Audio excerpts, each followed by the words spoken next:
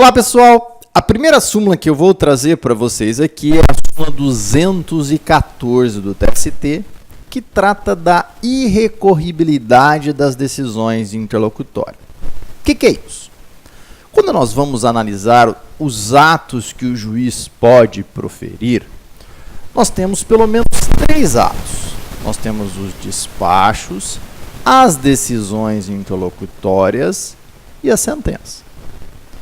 A sentença é o ato principal que se busca, de certo modo, no processo, e é aquele que profere uma decisão com ou sem resolução do mérito, finalizando a fase de conhecimento ou a fase de execução. Nós temos, portanto, aí uma conjugação de dados para gerar essa sentença. Ou seja, eu primeiro tenho que analisar o conteúdo, se ela extingue o processo com ou sem resolução do mérito, e segundo, verificar se ela finalizou uma fase processual.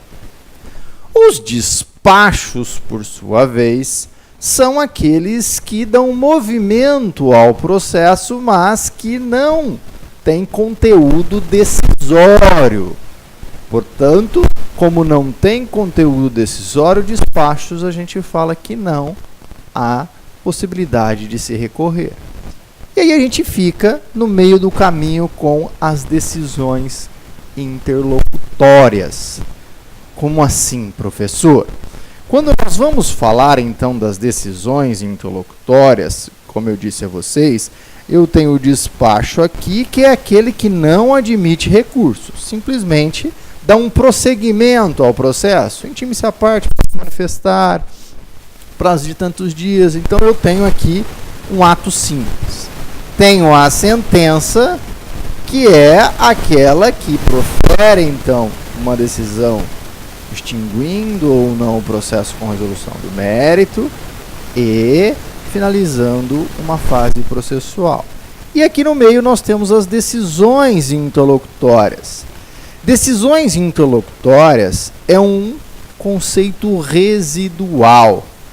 Tem conteúdo decisório, mas só será decisão interlocutória aquilo que não é sentença. Ou seja, quando eu tenho uma decisão que pode inclusive extinguir o processo com ou sem resolução do mérito, mas não finalizar uma fase processual. Ou pode inclusive proferir uma decisão que tenha inclusive um conteúdo meritório, mas não é uma decisão final. Por exemplo, quando eu tenho uma tutela antecipada. E é deste aspecto aqui que nós vamos tratar. As decisões interlocutórias se submetem a recurso. Lá no processo civil, quando vocês verificam a decisão interlocutória, o artigo 1015 traz, o CPC, traz ali algumas decisões que se submetem ao agravo de instrumento.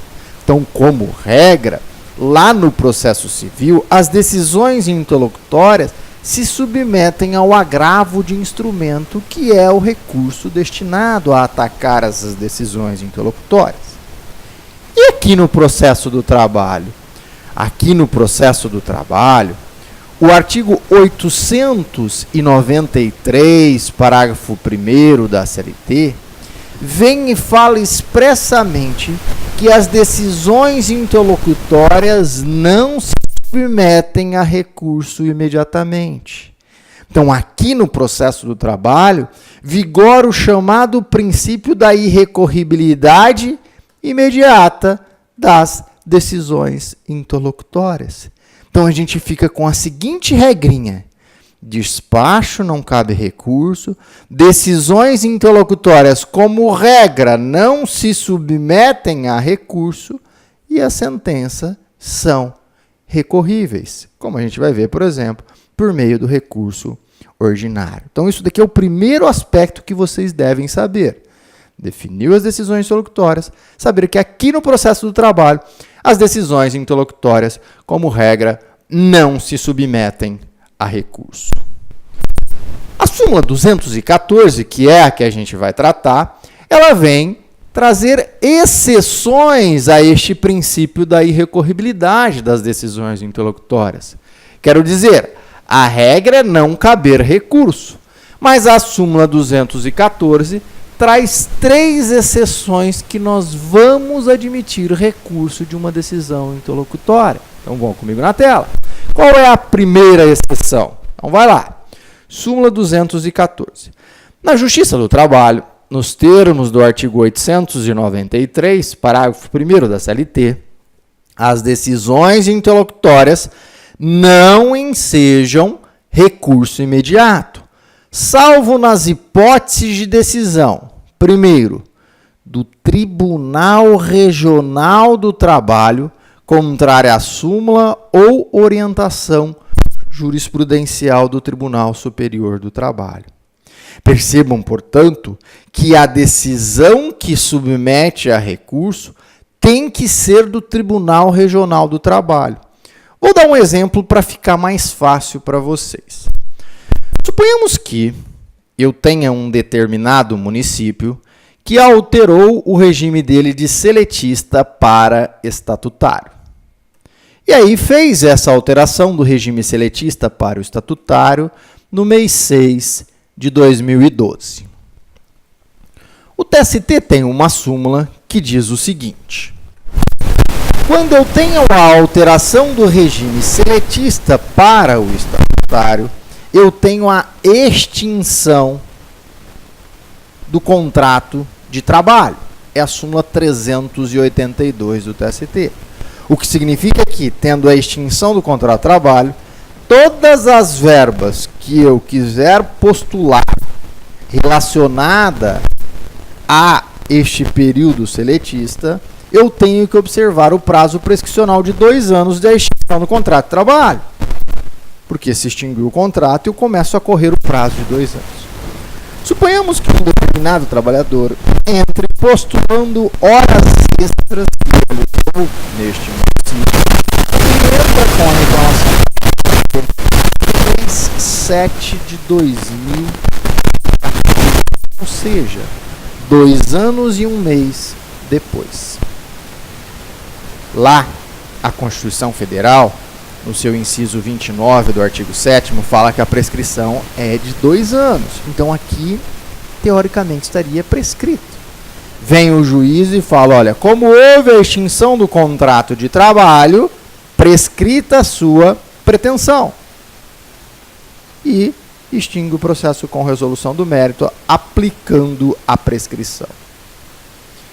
O reclamante, não contente com esta decisão, entra com recurso ordinário. Olha, tribunal, eu continuei trabalhando na administração pública, simplesmente alterou o regime dela de seletista para estatutário, mas eu ainda estou lá na administração pública, eu trabalho lá. Como é que vai falar que extinguiu o contrato? Aí vem o tribunal, contrariando essa súmula 382, diz o seguinte: você tem razão, você continuou trabalhando lá no município, então não dá para falar que extinguiu o seu contrato. Determina o retorno dos autos à origem. Profere, então, uma decisão interlocutória, porque ele não finaliza uma fase do processo, determinando o retorno dos autos à vara do trabalho para julgar o mérito propriamente dito.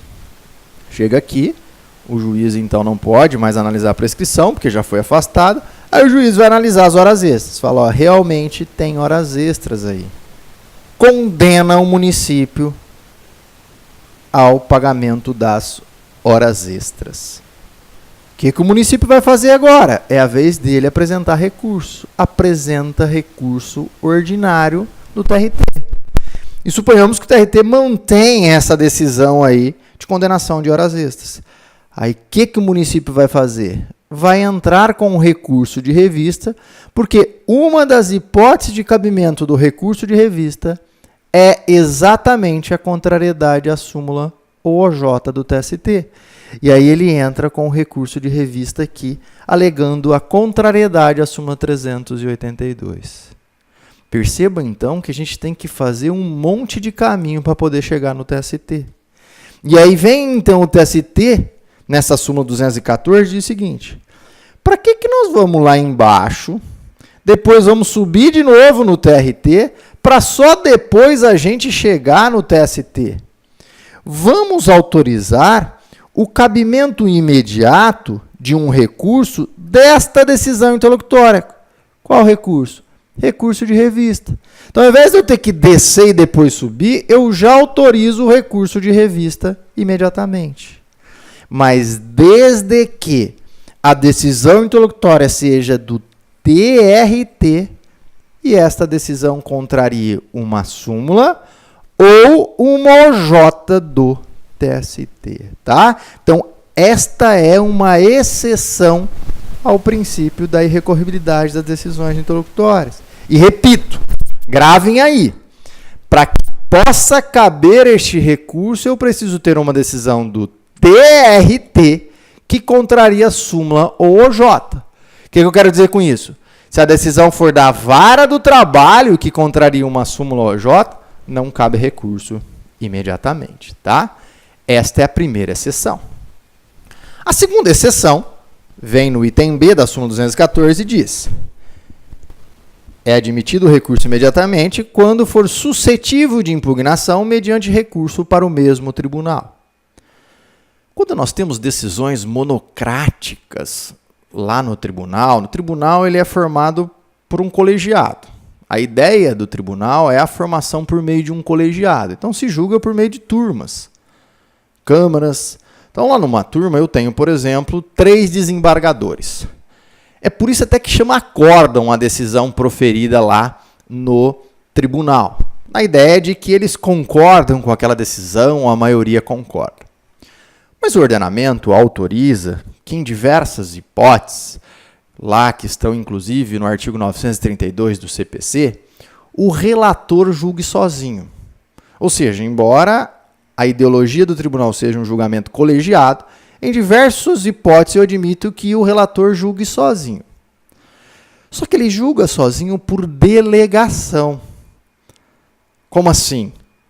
O certo seria todo mundo julgar junto, mas o ordenamento vem e fala, olha, decorrência do princípio da efetividade, celeridade, vamos permitir que o relator julgue sozinho em alguns casos. Só que essa decisão, por ser uma decisão por delegação, sempre vai ser suscetível de recurso, inclusive se for uma decisão interlocutória. Então, por exemplo, se um relator vem e dá uma tutela antecipada, vai caber recurso. Qual recurso? O agravo interno. Então, toda vez que eu tiver uma decisão que é suscetível de recurso para o mesmo tribunal, vai caber recurso, ainda que essa decisão seja interlocutória. Mas, professor, no seu exemplo, por que vai para o mesmo tribunal? Porque a ideia é a seguinte, eu não falei que a decisão é, como regra, colegiada? Então, vamos lá na tela. Então, eu tinha aqui uma decisão que deveria ser colegiada. Então, tinha que ser proferida pelos 3 desembargadores. Mas o relator julgou sozinho porque o artigo 932 do CPC autoriza. Desta decisão, cabe recurso para onde? Para a turma do próprio tribunal, porque não era ela que deveria julgar inicialmente. Como foi julgado sozinho e ele está julgando por delegação, agora a gente tem a possibilidade de levar para a própria turma aquela decisão, ou seja, é suscetível de recurso para o próprio tribunal. Tá bom? E a última exceção que nós temos, que vem na linha C, diz o seguinte, que acolhe exceção de incompetência territorial com remessa dos autos para o Tribunal Regional, distinto daquele a que se vincula o juiz excepcionado, consoante o disposto no artigo 799, parágrafo 2º da CLT. O que vem dizer essa súmula? Essa súmula, este item aqui, diz o seguinte. Quando nós temos o reconhecimento de uma incompetência, então suponhamos que eu tenha uma ação ajuizada aqui em Ribeirão Preto. E aí o juiz, acolhendo lá uma exceção de competência, o que é exceção de competência? Lá na parte contrária, o réu vem e fala, olha, juiz, o local da prestação de serviço não foi em Ribeirão Preto, foi em Campinas. E o juiz reconhece que o local da prestação de serviço foi em Campinas e, por força do artigo 651, era lá que tinha que ser ajuizado. Então, o juiz profere uma decisão interlocutória remetendo os autos para Campinas. Fala, o juízo competente é Campinas e não Ribeirão Preto. Então, ele se dá por incompetente e remete os autos para Campinas. Campinas e Ribeirão Preto estão dentro do TRT da 15ª região. Nesta hipótese de remeter os autos para Campinas, não cabe recurso. No entanto, se o juiz reconhecesse a incompetência e mandasse os autos, por exemplo, para Salvador, a empresa alega que a prestação foi lá em Salvador. Ele reconhece que prestou o serviço em Salvador e manda os autos lá para Salvador. O processo ia sair do TRT da 15ª e iria lá para o TRT da 5ª região, que é lá na Bahia. Ou seja, ele envia os autos para um tribunal regional distinto. Nesta hipótese, tão somente nesta hipótese, caberá recurso imediato desta decisão, porque ele está submetendo os autos a outro tribunal. Qual recurso? Aqui no meu exemplo, o recurso ordinário para o TRT da 15ª região, ou seja, recurso ordinário para o TRT da onde está saindo aquele processo, tá? Essa súmula, gente, eu quis tratar ela detalhadamente, explicar ela detalhadamente para você não simplesmente decorá-la. Você precisa, então, compreender essa sistemática de recorribilidade aqui no processo de trabalho, sabendo também estas exceções, ok?